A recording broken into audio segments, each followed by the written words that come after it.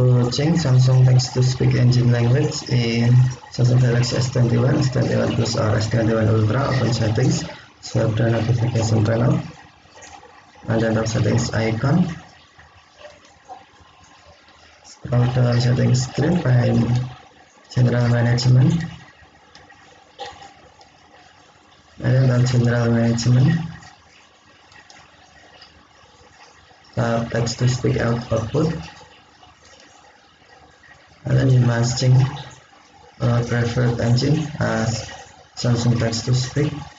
Tap preferred engine, and then select Samsung text-to-speech. Tap back button to save.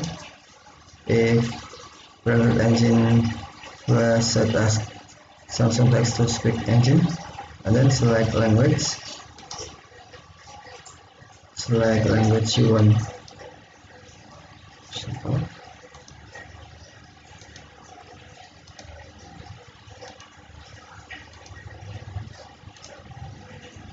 Or use system language.